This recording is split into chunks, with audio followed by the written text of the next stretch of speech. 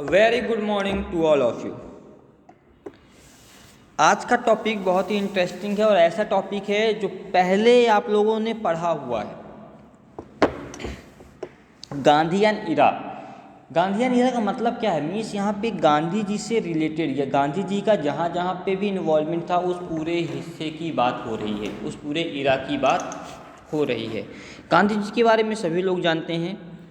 गांधी जी का पूरा नाम क्या था? मोहनदास करमचंद गांधी।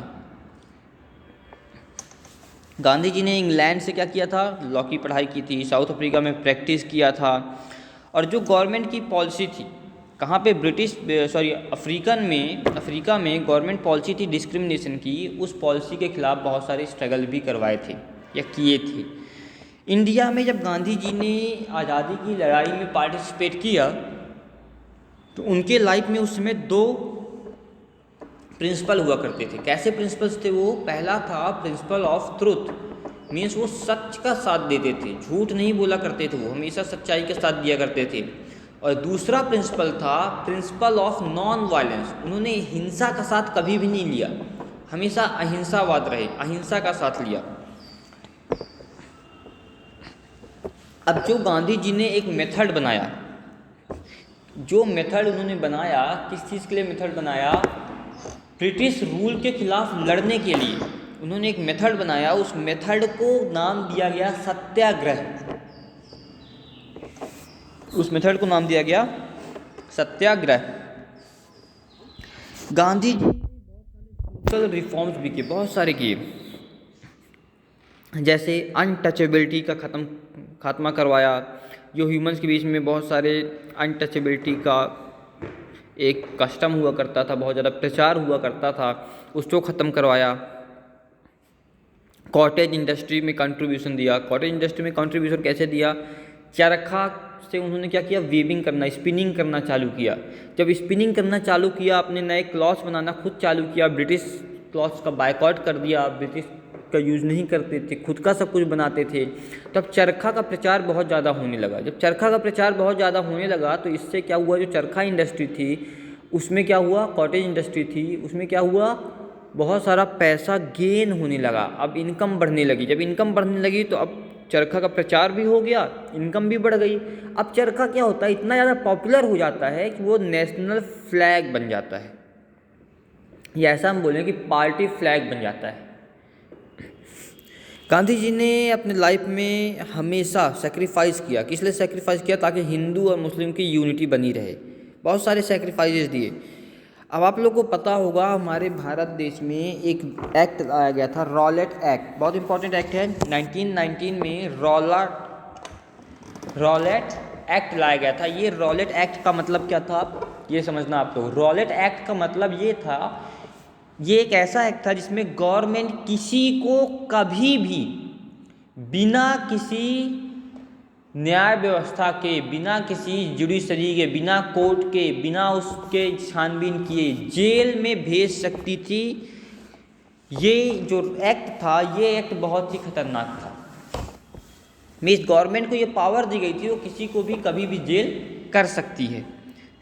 अब जलियांवाला बाग की कहानी आप सभी लोगों को पता होगा कि जलियांवाला बाग में क्या हुआ था। 6 अप्रैल 1919 की बात है। 6 अप्रैल 1919 की बात हो रही है। 6 अप्रैल 1919 में बहुत सारे लोग इस बाग क्या हुआ था, इस एक्ट के खिलाफ, कौन सा एक्ट? रॉलेट एक्ट के खिलाफ आंदोलन किया, प्रोटेस्ट किया। कहाँ पे था ये? पंजाब में बात हो रही थी। किसकी बात हो रही है अभी? ये पंजाब में प्रोटेस्ट किया गया। गवर्नमेंट ने क्या किया? लाठी चार्ज कराए, बुलेट बरसाए, गोलियां चार्ज करवा दी, गोलियां चलवा दी। उस समय जो कांग्रेस के मोस्ट पावरफुल लीडर हुआ करते थे, डॉक्टर सत्यपाल और डॉक्टर सैफुद्दीन, इन दोनों को अरेस्ट कर लिया गया और जेल भेज दिया गया। इसके बाद 13 अप्रैल को, इंसिडेंट हमेशा याद रखना, 13 अप्रैल को पंजाब के लोगों ने अमृतसर में जलियांवाला बाग में क्या किया? प्रोटेस्ट किया। किसके खिलाफ प्रोटेस्ट किया? 13 अप्रैल को इन्होंने प्रोटेस्ट किया, जो अरेस्ट किए गए थे उन अरेस्ट के खिलाफ प्रोटेस्ट किया गया। तो उस समय जो वहाँ पे जनरल डायर हुआ करते थे, ठीक है। जनरल डायर ने क्या किया, जनरल डायर ने गोलियां चलवा दी और सभी लोगों को मरवा दिया। 10 मिनट तक गोलियां चलवाई। 10 मिनट तक गोलियां चलने का मतलब यह था, जो वहाँ का डाटा निकला, स्टैटिक्स मिली, उसके हिसाब से उन 10 मिनट में 1200 लोग घायल हुए थे और 100 लोगों की डेथ हुई थी। कुछ लोगों ने क्या किया, जो वहाँ पे एक कुआं हुआ करता था जलियांवाला बाग में, उस कुएं में कूद गए कुछ लोग। इससे पूरे देश में हड़कंप मच गया। पूरा देश बिल्कुल गुस्से से आग बबूला होने लगा। यहाँ तक कि इस घटना का विरोध या इस घटना को सही बिल्कुल भी नहीं बताया, इस घटना को गलत बताया गया। किसके द्वारा? ब्रिटिशर्स के द्वारा भी बताया गया। ये जलियांवाला बाग की कहानी थी। इसके बाद जो आपका दूसरा एक मूवमेंट आता है, खिलाफत और non corporation movement. Non corporation movement क्या है और खिलाफत क्या है, यहाँ पे दोनों के बारे में समझना आप लोग। जब फर्स्ट वर्ल्ड वॉर हुआ, फर्स्ट वर्ल्ड वॉर ख़त्म होते के बाद टर्की क्या हो जाता है? हार जाता है। जब टर्की हार जाता है तो टर्की में बहुत ज़्यादा क्या होते हैं, मिसबिहेव्स होने लगते हैं टर्कियन के साथ, और उनके साथ इक्वलिटी नहीं दिखाई जाती है, अनफेयर ट्रीटमेंट्स दिए जाते हैं उनको। तो वहाँ पे क्या हुआ, एक खिलाफत मूवमेंट स्टार्ट हुआ। अब खिलाफत मूवमेंट को सपोर्ट करने के लिए दो इंडियंस थे, अली ब्रदर्स नाम से जाने जाते हैं। दो इंडियंस थे, अली ब्रदर्स के नाम से जाने जाते हैं, मोहम्मद अली और शौकत अली। इन दोनों ने इस मूवमेंट को स्टार्ट करा दिया। Even the leaders of Congress participated in the movement. यहाँ तक कि कांग्रेस के लीडर भी इसमें पार्टिसिपेट करने लगे। As soon as this movement Indian, अब जैसे ही ये टर्की में मूवमेंट ख़त्म होता है तो कांग्रेस ने क्या नया प्रोग्राम अडॉप्ट कर लिया, non cooperation movement. Non cooperation movement 1920 में अडॉप्ट किया गया। किसकी लीडरशिप में? गांधी जी के। गांधी जी ने 1920 में नॉन कोऑपरेशन मूवमेंट स्टार्ट करवाया। प्रोटेस्ट किया गया। किसके लिए प्रोटेस्ट किया गया? जो जलियांवाला बाग हुआ था कारण, उसके खिलाफ था, रॉलेट एक्ट के खिलाफ था। ये जो ब्रिटिश गवर्नमेंट के द्वारा प्रॉमिस किए जाते थे उसके खिलाफ था, स्वराज के लिए था। मेन ऑब्जेक्टिव था इस नॉन कोऑपरेशन मूवमेंट के। इतने सारे ऑब्जेक्टिव थे। ये मूवमेंट बहुत सारे स्टेजेस में चला, मतलब ऐसा नहीं था कि एक दिन चला, ये बहुत सारे स्टेजेस में चला। इस मूवमेंट्स में करीबन 1,50,000 वॉलंटियर थे। इस मूवमेंट में 1,50,000 वॉलंटियर्स। आप लोग अंदाज़ा लगा सकते हो कितना बड़ा मूवमेंट रहा होगा ये। इस मूवमेंट में क्या किया गया था, जो लेजिस्लेटिव काउंसिल थी, कोर्ट्स थे, एजुकेशन इंस्टीट्यूशंस थे, उन सभी को बायकॉट कर दिया गया था। जब उन सभी को बायकॉट किया गया था तो अब इसके बाद कुछ ना कुछ तो एजुकेशन पॉलिसी इंडिया में आएगी। भाई विदेशी का यूज़ नहीं करेंगे बट इंडियन तो आएगी। तो फिर उस समय कलकत्ता बोल रहा हूँ मैं, काशी में काशी विद्यापीठ का एक education, national education system launch किया गया, एक इंस्टीट्यूशन लॉन्च किया गया। बहुत सारे इंडियंस ने उस समय क्या किया था, गवर्नमेंट जॉब छोड़ दी थी। अब जो फॉरेन क्लॉथ हुआ करते थे उसमें उसकी होली मनाया करते थे, में जलाते थे। यहाँ पे होली मनाने का मतलब क्या था, जला दिया जाता था। There was Moplah revolt staged in Malabar, 6 protest against the hold of government backed priest in gurdwaras. जो गुरुद्वाराज में प्राइस्ट हुआ करते थे उनको जो बंद किया गया था, उसके खिलाफ भी मालाबार में रिवोल्ट किया गया। हिंदू और मुस्लिम की जो यूनिटी थी वो इन प्रोटेस्टों से दिखती है। यहाँ पे जो अब प्रोटेस्ट हो रहे थे वहाँ से दिखती है हिंदू और मुस्लिम की यूनिटी।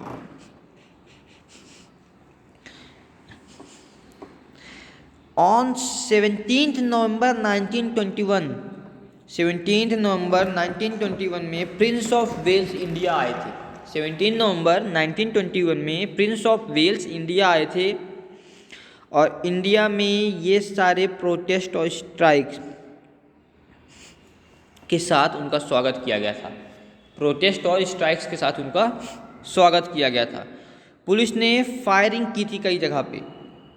द सप्रेशन कंटिन्यू, इस तरह दबाना चालू था कि किसी तरह दबाए रखेंगे। गांधी जी को करीबन 1 साल के लिए जेल हो जाती है। यहाँ पे गांधी जी को सजा हो जाती है, 1 साल की करीबन जेल होती है। गांधी जी कई बार जेल गए, आप सभी को पता है ना। नॉन कोऑपरेशन मूवमेंट में तो कई बार। When non cooperation movement and suppression were on the climax, जब इसका अंतिम चरण चलता है, Congress convention was held in Allahabad in December 1921।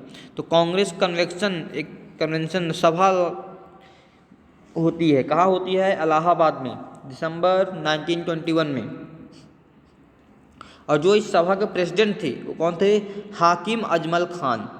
Congress decided to continue the movement till the injustice against the people of Turkey was redressed and self rule was achieved. कब तक कांग्रेस ने decide किया इस पूरे मूवमेंट को चलाने के लिए? जब तक टर्की के पीपल के खिलाफ जो इनजस्टिस होती है वो ख़त्म ना हो जाए और सेल्फ रूल उनको मिल ना जाए। In February 1922, Gandhi ji decided to launch a movement not to pay tax in Barauli district। Gandhi ji ने क्या किया? एक नया मूवमेंट चालू किया। कैसा मूवमेंट है? टैक्स ना देने का, टैक्स ही देना बंद कर दिया। 5 February the place called Chauri Chaura in Uttar Pradesh, the frenzied people burn the police station. Uttar Pradesh में चौरी चौरा पे 5 फरवरी को क्या किया गया? एक पुलिस स्टेशन को जला दिया गया, जिसमें 22 पुलिस के लोग मारे गए, 22 पुलिसमैन मारे गए। When this news reached Gandhi ji, he took it as the God's premonition and decided to suspend the non-cooperation movement। जब ये न्यूज़ मिलती है गांधी जी को, तो गांधी जी ने क्या किया? अब गांधी जी ने इस नॉन कोऑपरेशन मूवमेंट को ख़त्म करना उचित समझा। On 12 February when a meeting of Congress working committee was convened, it was decided to focus on issues like popularising the spinning wheel, Hindu Muslim unity and abolition of untouchability. ये सारी चीज़ों के issue के ऊपर डिस्कस किए गए। हिंदू मुस्लिम यूनिटी के ऊपर, अनटचेबिलिटी के ऊपर, स्पिनिंग व्हील की पॉपुलैरिटी के ऊपर, इन सभी के ऊपर जो 12 फरवरी को कांग्रेस के द्वारा एक कन्वेंशन बुलाया जाता है, उसमें इन सब चीज़ों की स्टडी होती है, इन सब चीज़ों को फोकस किया जाता है।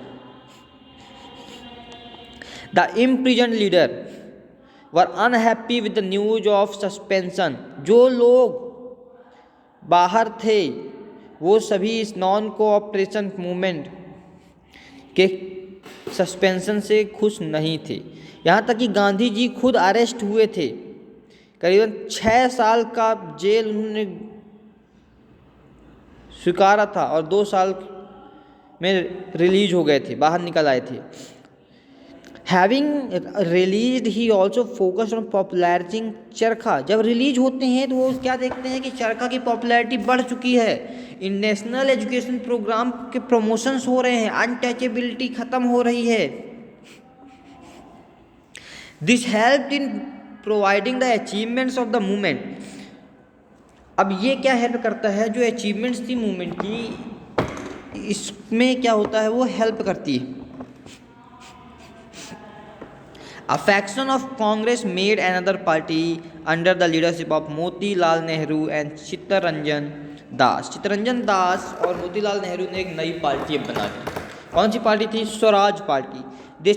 They decided to contest the elections of legislative council, विधानसभा, विधानमंडल उस समय कहा जाता था, उस काउंसिल में चुनाव लड़ने का डिसाइड किया। मीन्स इलेक्शन होने चाहिए, ऐसा डिसीजन लिया, डिसाइड किया। Which they have been protesting up till now, अभी तक जिसको वो प्रोटेस्ट कर रहे थे।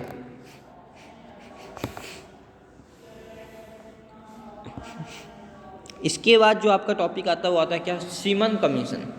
कि सीमन कमीशन क्या है, इसके बारे में आपको यहाँ पे पढ़ना है। अब according to Government of India Act 1919 there was going to be a reconsideration on the issue of any constitutional changes in next 10 years. In November 1927, British government appointed a commission to review the working of the act to bring about reform if required. 1919 में एक government का act, Indian government का एक act लागू किया गया। उसमें क्या था, कॉन्स्टिट्यूशनल चेंजेस के जो इशू हुआ करते थे 10 साल तक के, उसमें बताए गए। उसमें फिर इसमें गवर्नमेंट ने, ब्रिटिश गवर्नमेंट ने क्या काम किया, 1927 में इसमें कोई वर्किंग कैसे हो रही है इस एक्ट की, ये चेक किया, और इसमें कोई चेंज तो नहीं करना है, ये चीज़ चेक किया। This commission had no representation of Indians and whatever the terms of reference were, Indians had no hope to find Swaraj through it. इसके थ्रू इंडियन के पास कोई होप नहीं थी, कोई उम्मीद नहीं थी कि उनको स्वराज मिलेगा। The Simon Commission reached India in February 1928। A nation wide strike was awaiting it. जो सिमन कमीशन था वो इंडिया पहुंचा, कब पहुंचा, फरवरी 1928 में। Even most of the members of central assembly बायकॉटेड it. इस कमीशन को बायकॉट किया गया था, किसके द्वारा, सेंट्रल असेंबली के द्वारा। There were committees formed all over the country to protest against the Simon Commission. Country में बहुत सारी कमेटीज़ बनाई गई, जो क्या कमेटी का काम क्या करती थी कमेटीज़, ये सिमन कमीशंस को खिलाफ प्रोटेस्ट किया करती थी, स्ट्राइक करती थी। The demonstrators shouted the slogan Simon go back. The police lathi charge the silent and peaceful protester. अब जो डिमॉन्स्ट्रेटर हुआ करते थे, स्लोगन, नारा लगाया करते थे सिमन्स गो बैक का, पुलिस ने इनको ऊपर लाठी चार्ज किया और इनको शांत कराने की कोशिश की। Lala Lajpat Rai led the protest in Punjab में लाला लाजपत राय ने इस पूरे प्रोटेस्ट को लेड किया, लीडरशिप दी। As a result of lathi charge का जो रिजल्ट था, Lala Lajpat Rai was injured and succumbed to death.